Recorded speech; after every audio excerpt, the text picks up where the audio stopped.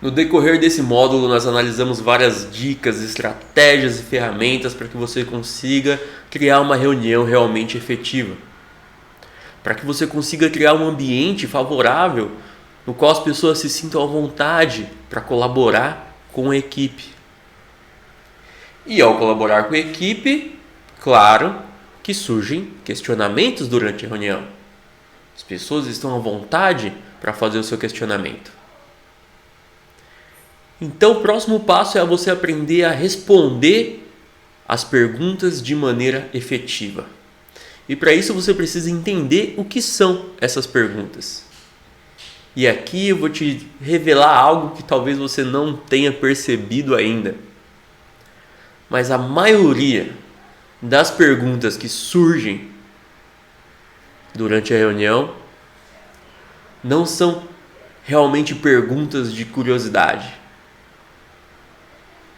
São opiniões que são apresentadas ali como perguntas. Presta atenção nas próximas reuniões que você estiver. Perceba como a maioria das perguntas são colocadas dessa maneira. Olha, eu tenho uma pergunta. Será que você levou em consideração o cenário X, Y, Z? Porque eu já tentei fazer isso e eu tive esse outro resultado, eu tive esse outro problema e o processo acabou ficando mais lento ainda.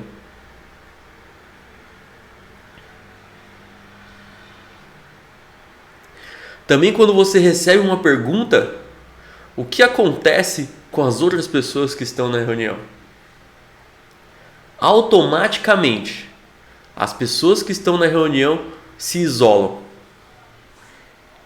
Elas estão esperando você terminar de responder a pergunta para quem fez a pergunta, para poder retomar a reunião. E aí você tem que correr atrás da atenção das pessoas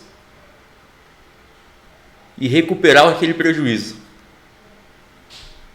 Como resolver isso? Vou te apresentar aqui um modelo, uma estratégia para você conseguir responder essa pergunta envolvendo todas as pessoas. Começando por colocar a pergunta de volta para o grupo. Então, quando você receber uma pergunta, as pessoas já vão ali começar a se isolar. O que você precisa fazer é devolver essa pergunta para o grupo. Talvez até colocando uma enquete. Repita a pergunta.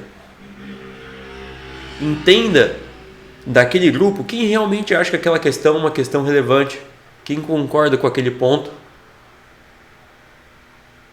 Esse é o primeiro passo para você tirar as pessoas ali daquele isolamento, envolver novamente as pessoas no grupo. Não deixar a pergunta só entre você e aquela pessoa que fez a pergunta. Não concentrar o diálogo ali. Envolve todo o grupo. Segundo ponto é você criar uma empatia com a pessoa que fez a pergunta. Esse questionamento provavelmente surgiu para você antes. E você pode colocar isso para a pessoa. Eu entendo a sua pergunta. Enquanto eu estava levantando esse processo, enquanto eu estava desenhando esse fluxo, eu me fiz a mesma pergunta. E isso te coloca no mesmo patamar daquela pessoa detalhista e questionadora que levantou a pergunta. Terceiro ponto. Enfatize as evidências. Assim você deixa claro que não é uma questão de opinião.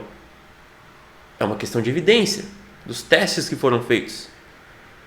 Então você recebeu a pergunta, repetiu a pergunta para o grupo, entendeu quem acha realmente importante ou não aquele ponto, ou outro questionamento que você fez, criou empatia com a pessoa que fez a pergunta, mostrando que aquela pergunta também surgiu para você, aquele questionamento também surgiu para você, mas levando em consideração as evidências que foram levantadas no período de teste, você só pode chegar a essa conclusão e aí você traz de volta o seu ponto. Percebe como fica tudo amarrado?